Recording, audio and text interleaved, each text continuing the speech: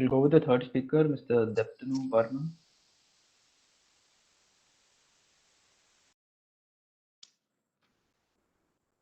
Yeah, Mr. Deptanu Barman, who's the third speaker, second speaker for today. He's the CEO of Aqua Doctor Solutions. He has holds a Master in Science field of study, aquaculture and fisheries in Ghent University, Belgium. Also, Central Agriculture University, Bachelor of Fisheries Science, the field of studies in aquaculture fisheries, and a couple of corporate experiences before getting up into Aqua Doctor Solutions. Request Mr. Deptanu Barman to start his session. Thank you.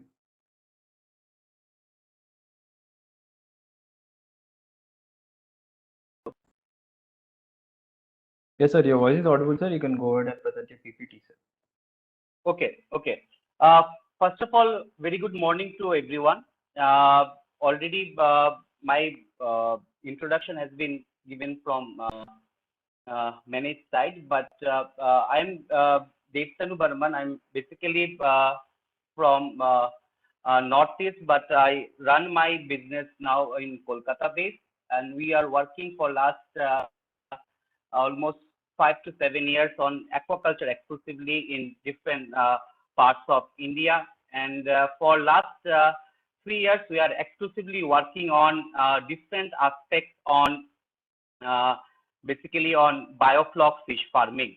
Before I start my presentation, I just like to add few of the things which is more important to know why we need biofloc and why this biofloc system is getting more focus area of interaction from many people today.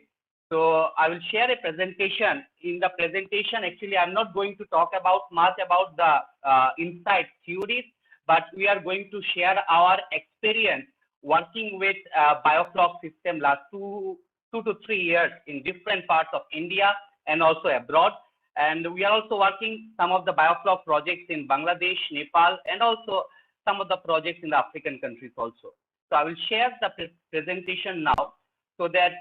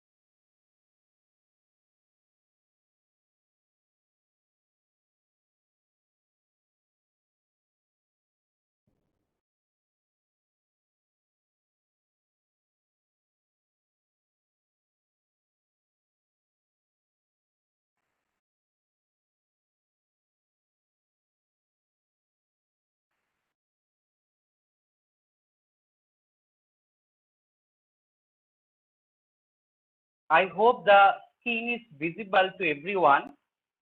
Not yet, no. No, sir. Not yet, sir.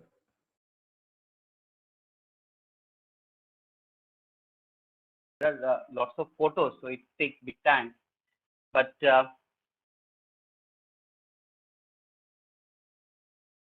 sir. Meanwhile, you can just start giving the intro. okay, now it is visible. Not yet, sir. But meanwhile, you can just start the explanation. Maybe parallelly it will come at a point.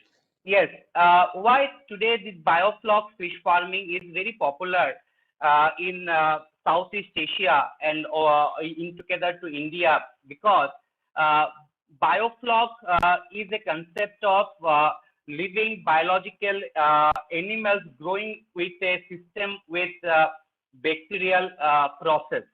And as we consider now the climate change, and we have less land availability for making big farms and all, so many people now showing the interest of doing small scale farming with the land available with them in a smaller way, growing fish in a backyard or maybe industrial way.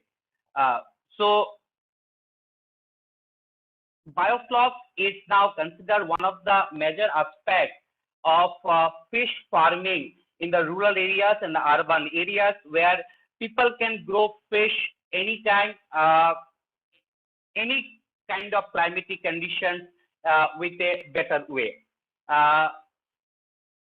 Is it visible, the slides now? Not yet, sir. You can retry. You can.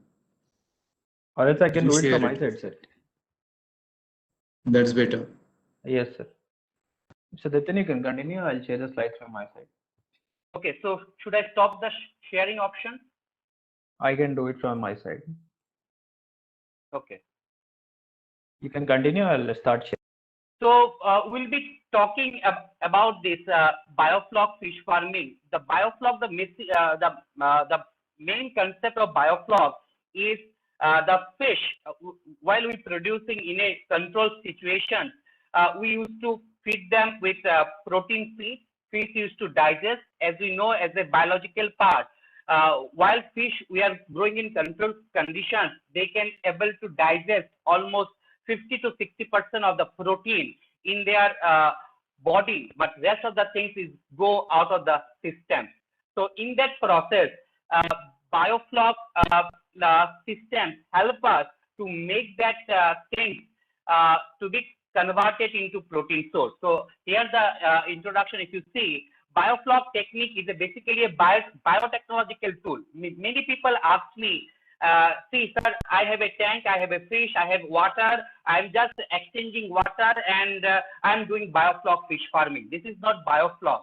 That is something different way of saying that is a tank farming, or you are doing clear water fish farming. Biofloc means where we are going to add regular basis probiotics or the beneficial bacteria which are going to convert our ammonia, nitrate, nitrite into protein source of feed for our fish or the shellfishes. Okay, then this technology is more climate and land reluctant because we need less space to make a biofloc tank and a zero water exchange system.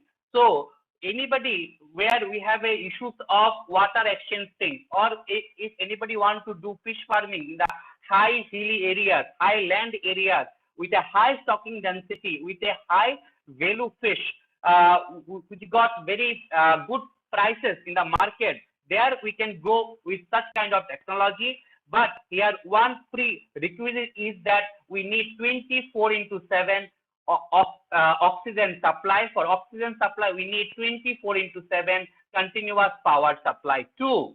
And this continuous aeration and our beneficial bacteria both together form basically a biological source of bacteria colony, which our fish or the shellfishes, they take as a source of the food by them. So the culture of the biofloc will be more productive if we just expose our culture tank little bit of sunlight, because with the sunlight it produce natural productivity. I mean to say lots of unicellular algae will come, lots of protozoa and other lots of things will come in the system.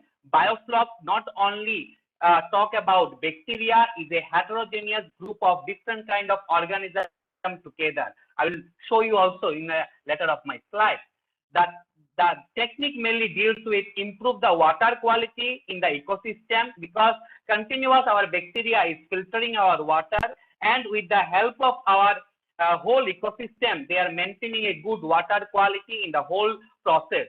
And biofloc basically a wastewater treatment technology in a general, which provides nutrition to the fishes from the tank where we are growing fish. From there they derive the nutrition. Ultimately, if I make a simpler term, fish are taking their toilet or the excreta as a source of feed indirectly with the help of our beneficial bacteria. Next, please. The principle of the biofloc culture is mainly lies with carbon-nitrogen ratio. Here, carbon-nitrogen ratios plays major role. Carbon leads microbial manipulation, bacterial growth promotion as a factor, and nitrogen here leads our bacteria to eat as a source of food in our system what they are producing. So here basically carbon and nitrogen play major role by which we are able to produce single cell protein, as source of bacteria or as a source of floc in our tank or in the system by which our fish is filtered through their gills regular basis and take it as a source of food by them, by which we are reducing our feed cost in our biofloc system.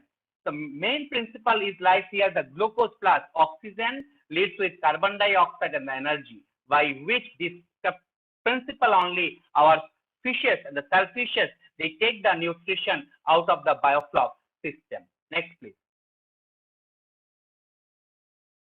And this is a figure which explains that bacteria cannot stay alone. They are basically need a colony. They form a they form their own group together, and this own group of bacteria plays a major role in our system, by which this bacteria colony only considered as a floc in biofloc. That floc is basically the organized structure of the bacteria colony in our system. Next, please.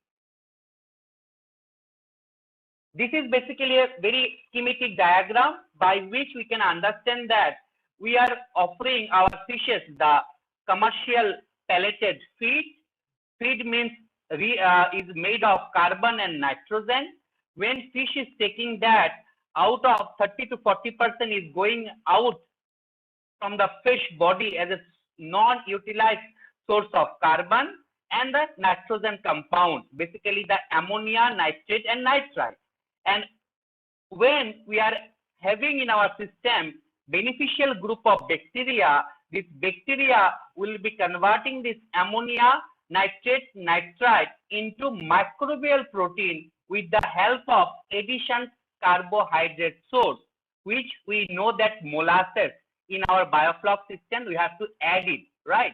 And a non-utilized form of carbon with the help of oxygen is going out of the system as a source of carbon dioxide. So ultimately, whatever the waste is coming here as a source of nitrogen compound, with the help of my beneficial heterotrophic bacteria, with the addition of our carbon, is producing microbial protein.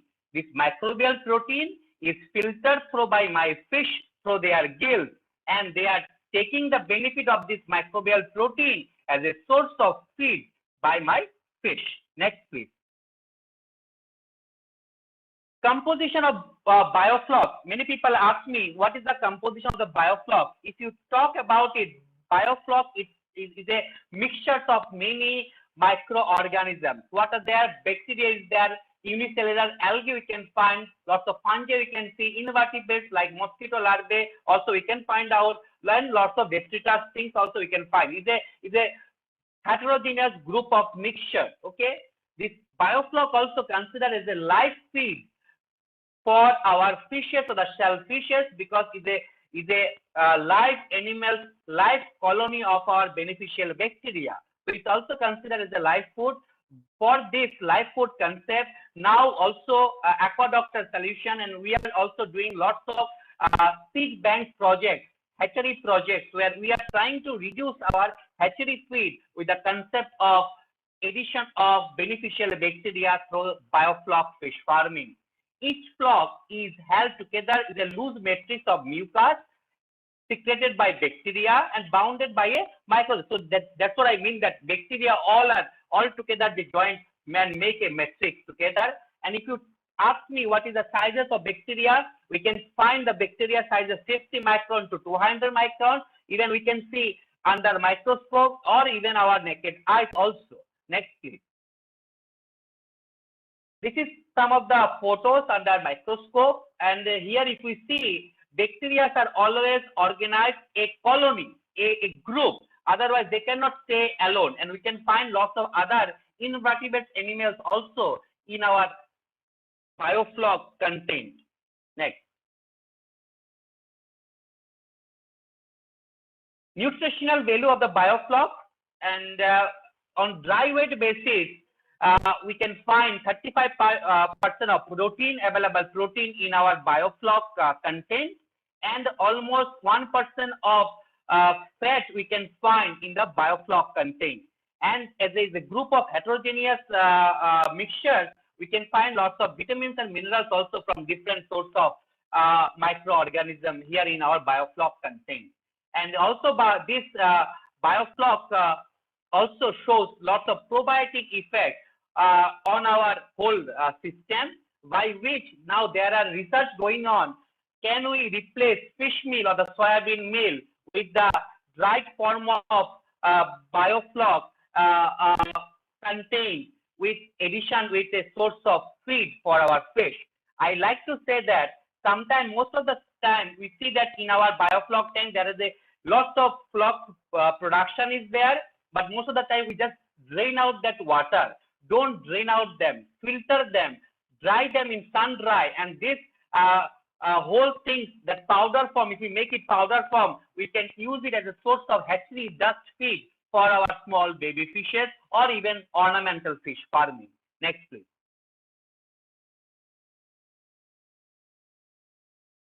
Why we need this catfishes for which fish is suitable for biofloc fish farming? Sometimes we talk about that. Carp is not prescribed fish species for biofloc because carp production in smaller areas with a higher density and with a maximized size is not possible. But carp feed nearing or maybe fry to fingerling to advanced yearling production can be possible in biofloc, but we cannot make bigger fish like 500 gram, 600 gram or more than a kg. The fishes which are less than 200 gram body weight and can stay higher stocking density in a smaller space and can able to tolerate, high turbid water, those fishes are suitable for biofloc fish farming. What are the fishes at that? They are maybe Vietnam koi or different type of catfishes like, tangra, desi singi, desi mangus, pabda, and pangasius, or even the monosex tilapia. Next, please. So these are basically the species which we are prescribed for biofloc fish farming. Even many people are also doing in different areas. So there are variety of species we can use it, but we should know the biology of each fish species before we stock them. Biofloc can be done monoculture, even biofloc can be done polyculture, but we have to understand each species and their particular niches where they like to stay. Next, please.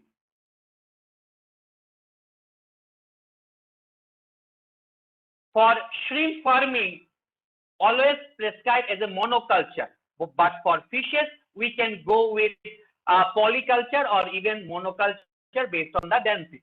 Suitable species, I already mentioned, the species which can tolerate poor water quality, high solid concentration is good for biofloc system, and the fish species who can derive some nutritional benefit out of the floc or the bacterial colony, those species are also here prescribed. Many people may ask me later on, does Singi take floc? Does tilapia take floc? Does pangasius take floc? For everyone, I like to say that there is a process called weaning process. Weaning process is like small baby to fry to fingerling, then grow out. This whole process with artificial feed, with floc management, we should do it on regular basis, starting from the culture. We start the first day itself. This weaning process helps us to maximize, our fish production through floc density management rather than going into more commercial feed management. Next, please. So this is a basic example. Maybe some people may ask me, I have a pond. Why a pond is not suitable for fish farming rather than going to biofloc? If you see, is a pond management is very cost effective than if tank management is through biofloc. In pond management is more labor intensive and biofloc is less labor intensive. We can produce almost 30 times more than fish in biofloc system than the pond system. And if we consider about pond management system, most of the time we have faced lots of social issues like poisoning and poaching in the pond, which is not happening here. Pond management, most of the women's self-help group or women's empowerment cannot do pond management system, but they can do in their backyard home it's this biofloc fish farming more easily, because now we are also working on women empowerment program in different northeastern states through biofloc fish farming, not only producing food fishes but also producing ornamental fish fishes with the concept of biofloc. Next, please. So let's go and see what kind of tank structures are available in biofloc fish system. We have tarpaulin based tanks. We also have tarpaulin based semi welding type of tanks. We also have plastic tanks. We also have cemented tanks. Even now a concept comes where we can make pond liner type also, where you can make a dug out the soil and put a plastic sheet and make an artificial pond where your sunlight control system can be done through proper shade nets. So this kind of shade nets we should use, because sunlight control is a major concern also in biofloc fish farming. If there is a high sunlight penetration in our system, as our water is rich with nutrients, there is a algal bloom may come, and which will hinder our biofloc system, reducing dissolved oxygen in the system, and also it leads to longer run as a disease outbreak also in a period of time. Next, please. What are the things we need for biofloc? We need some water testing kits like pH, ammonia, dissolved oxygen, total hardness, alkalinity, iron, all kind of stuff. We need EMOF cone to check regular basis, the floc density maintained, how much floc should be controlled and all. So I will also show you the water quality parameters what should be there. We need a winning scale to know our fish growth regular basis, and to calculate, basically the FCR, food conversion ratio, how much feed you should get and how much biomass we can expect. And also pH meter to check the water quality, TDS meter to check the total dissolved solid present in our system, then thermometer to check the regular basis the temperature. Next, please. Then we need air pump. For smaller systems, we can go with this kind of air pump. For bigger system, we can go with ring blowers. For the commercial projects, we can go even root blowers, and air stone, arrow tubes, pipes, nozzles, those kind of things also we need for our biofloc setup. Next, please.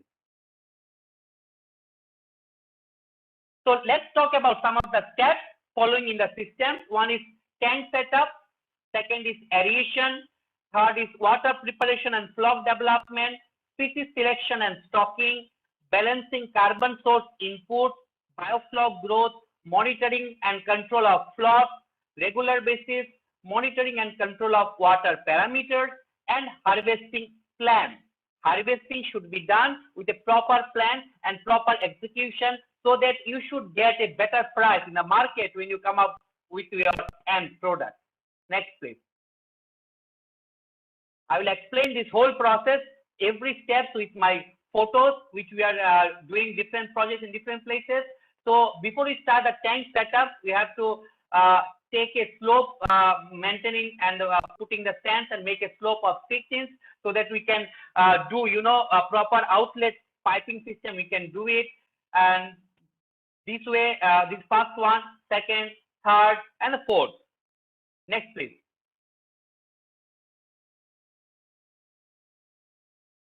Then we have to put this kind of bars to fix our iron structures. Nowadays, portable tanks are also available, which we also, Aquadoctor Solutions, we are also manufacturing even portable tanks. But those people are also still doing commonly practicing things I'm showing. So these bars we have to place, then this iron mesh will be welding with these things. Next, please. You can see the fixation things are going on, and then inner liner will be fixed with that, and that cycle tubes we are fixing at the top of that, this portion where there should be frictions with the tarpaulin and the inner liner, and where we are placing the tarpaulin, there should not be any folding. Most of the projects I have visited, many areas we have observed that there are lots of folding inside. by which organic sludge or the detritus always stick inside the tank, and there is a huge problem of ammonia control in the later on. And there should be a proper slope maintaining with the outlet pipe. Next, please. This is a commercial project where we are using ring blowers, and I already told that 24/7 we need continuous basis oxygen supply in the system. Otherwise, this system, if you stop, say for a 1 hour, maybe oxygen supply availability, if it is not there, is okay. After 1 hour, your flock will start dying. Your fish also will be in oxygen depletion. Next, please. Then placing of air stone or the arrow tube is a art, and every stone, whenever we are placing, or maybe arrow tube we are placing, there should be wave should break another wave. That concept should be worked out. Most of the time, we have observed that there is a one stone here, there is one stone here, and there is a huge, gap is there between the two stones, and there are some dead zone. In the dead zone itself, our bacteria are not mixing, our water is not mixing, so that every time there is a depositions of beneficial bacteria are dying in the particular places. There is no mixing in that situation. The dead zones are considered as a critical point in our biofloc system, where ammonia accumulation rate will be much more higher. Next, please. These are some guidelines to be followed. So the tank has to be filled up with borrow well. Most of the places I have observed that people use pond water, people use river water, people use rainwater. You can use it, but filter it as much possible, or you make another simple tank or maybe syntax tank. Take the water, do proper sedimentation treatment, proper treatment of the water. Then that water, after checking all the water parameters, take it into the main culture tank. Don't directly jump into your pond water into your main culture tank. Okay. Ensure oxygen supply through the aeration system 24/7. Take water parameters like pH, ammonia, dissolved oxygen, hardness, alkalinity. Then preparations and application of fermented carbon organic, that is FCO. Recheck the water parameter again after preparation of the FCOs, and all the water parameters when are okay, we can go with stock of fish and the shrimp in our biofloc tank. Balance carbon nitrogen ratio, which is very much important, is the heart of your biofloc farming, as considered as an engine. Feeding and health checkup, regular basis, you have to keep your eyes and regular basis you see how your fish and the shrimps are movements are going on. And to monitoring and control biofloc development, we should regular basis, weekly, we should check with the EMO phone what is happening there. Monitoring and control water parameters daily basis, and the associate farm infrastructure. We should also check our pumps are working or not, our air stones are working or not, there is some blockage or not. So regular basis we should check it out. Then we should go with harvest and clean up process the next cycle. Biofloc is a process. If it regularly maintain good water quality, best management practice, in a year we can even produce 3 crops, like starting from seed nursing, then grow out phase, grow out phase. If somebody wants to say, no, I don't want to do seed nursing, we can go grow out phase, 6 months interval. So we can produce in a year 2 crops easily from our system. Next, please. So optimum ranges of water parameters, temperature should be 20 to 32 degrees Celsius. If it is higher, that's okay. But if it is more than 40 degrees Celsius, I should suggest you make with a polyhouse structure. Temperature less than 20 degrees Celsius, in this case, we should use water heater. Dissolved oxygen 5 to 8 milligram per liter, less than 5, we should check our air pump capacity and the air stone or the aero tube capacity. Ammonia 1 gram per liter we are prescribed. If ammonia is higher than that, we should use some of our products we have come up, because most of the time people use carbon or the molasses. They are not able to control. Understanding their problem, we have come up with a particular herbal based product. It's Ammonil Plus, is a particular product of our Aquadoctor solution. Then pH 7.5 to 8.5. If pH is less than 7.5 with more acidic, then we also come up with a particular product of BioLine, available calcium source is more than 92%. Okay, TDS is total dissolved solid. It's 400 to 1400 milligram per liter. Many people ask me for Singi or tilapia, what will be the TDS? For maybe Pangasius, what will be the TDS? For everyone, one general statement I like to make: those fish species don't have scales. For that, 600 milligram per liter TDS should be maintained. Those fish species have scales. For them, 400 it should be the benchmark. Okay, so we can understand that a non-scale fish, what will be the TDS, and for the scale fish, what will be the TDS factors. So if TDS is less, we have to add raw salt. Flock density should be maintained 10 to 25 ml per liter. So if flock density is less than 10, we have to go FCO. Okay, so FCO means fermented carbon organic preparation. So for that, we should take one tub or maybe a jar or maybe a can of 50 liters, where we will be adding our same tank water, and there should be continuous aeration would be there, and add 900 gram of molasses as a source of carbon, and 300 gram of BioGrow Plus, which the BioFloc probiotic what we are manufacturing by our company itself. So why there is a 3 times more higher calculation? So say 300 gram with molasses, we need 900 gram. Why this 3? 3 is because if you see the heterotrophic bacteria growth per second or per minute, there is a 3 times more fold production they have. So based on the heterotrophic bacteria growth cycles, we have added here 3 times more. We have to add here the molasses for their better multiplication. Okay. For ideal volume of flock in Imofcone for shrimp is 10 to 15 ml per liter. For fish, 25 to 35 ml per liter. Next, please.